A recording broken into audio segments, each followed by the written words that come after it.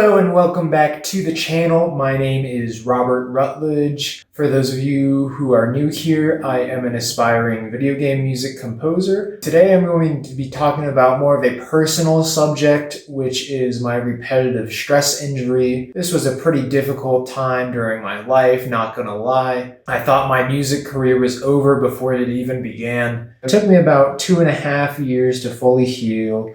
But I'm pretty convinced that had I been presented with the right information sooner, I would have healed a lot sooner. I would have killed to have a video like this back then. So if this video could reach at least one musician out there, then I think it will have been worth it. In this video, I'll be discussing what is a repetitive stress injury, my specific circumstances, what worked for me, what didn't work for me in helping improve my injury, and finally, resources. I am not a doctor. I am not a medical professional. All right, let's jump right in.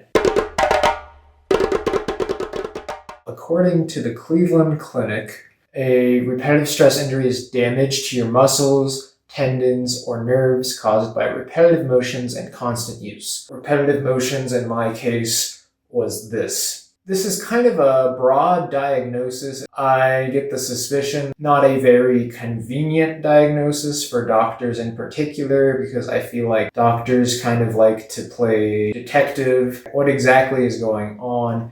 How can I treat this with either medication or surgery? I was never actually diagnosed with the repetitive stress injury. It was just kind of a diagnosis I gave myself based on my physical therapist's feedback and kind of the description and what I was reading online. It definitely wasn't carpal tunnel syndrome, even though I was very seduced into believing that it was, because that was kind of the, stereotype. I'd never even heard of repetitive stress injury until it happened. Repetitive stress injuries can vary greatly from one musician to another. A pianist's repetitive stress injury could be very different from, say, a violinist's.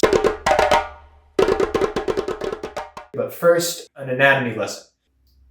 Here are your hands, your nerves, control your hands, and you also get feedback from the outside world. Basically, in my instance, I was getting the numbness and tingling. You can go back and watch my origin video, part 2, if you want more backstory. But basically, I was having a lot of numbness and tingling in my hands.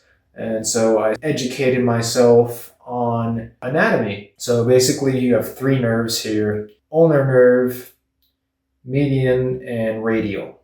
So basically, these nerves run up the length of your arm into your armpit and then into your spinal cord.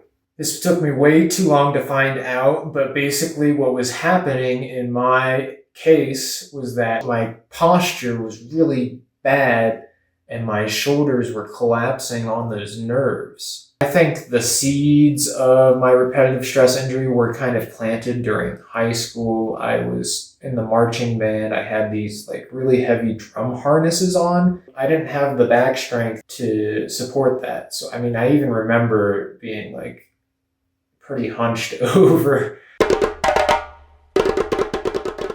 These past few days, I kind of recreated a timeline of my injury. So it started in about February 2013. The very first thing I tried to remedy the injury was non-steroidal anti-inflammatory medication that my doctor prescribed. This didn't work. I was taking it for probably a few months, and I think finally I went to some specialist or a doctor, really cool, really laid back doctor, which is kind of hard to come by. But he basically told me, stop taking those, they're just ripping your stomach up. So I stopped taking them. They weren't even doing anything for me. The next thing I tried was something called Kihara. This is also known as resistance stretching. The idea is that you have a muscle and then you go lengthening the muscle, but you add resistance to it. The idea is it lengthens the muscle, and I'm probably going to screw this up, but it strengthens it, and then you do it the other way, and that makes it more flexible. I actually found this did work really well for me. The downside was that I think it worked better with a practitioner. Doing it by myself, I was always afraid I wasn't doing it right. The next thing I tried was a chiropractor. That guy was just kind of weird. I didn't get really good feelings from him. He just kind of had like a weird look on his face. And like every time he did a adjustment, he said, "Thank you." Why the fuck is this guy saying thank you? Anyways, that didn't last very long. Next thing was massage therapy.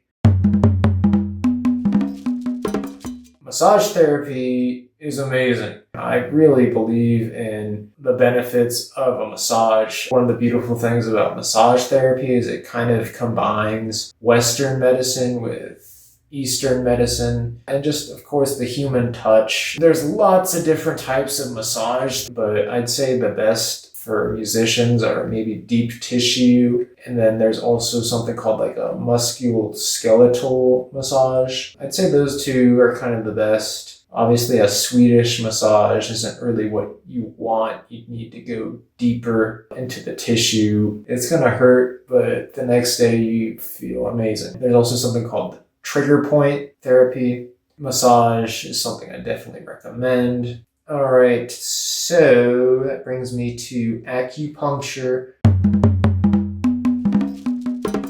So I drove all the way to Columbus to see an acupuncture practitioner, and the guy literally only stuck me with one needle. I'm used to seeing, like in movies and stuff, the person's laying there with like 1,000 needles sticking out of them. It's a lot of this like energy, meridian, yada yada, which I don't know. I don't know. I think it might be... I think I had ventured too far into the non-Western side of things at this point. So yeah, acupuncture did not work. 2 years in, and I just really started doing a lot of yoga. I think this might have been like the least effective, but I think it did work. And I also did a lot of physical therapy. Physical therapy is amazing. I really liked I could do the exercises on my own. My physical therapist taught me some like nerve glide exercises, which are kind of like this, which I think helped a lot. And then obviously just strength training. That's about all I have for today. Thanks for watching. If you made it this far, I hope you enjoyed the video. Please consider subscribing. You're not alone. You can get through this. You'll get better. Just keep at it. I'll drop some resources in the description.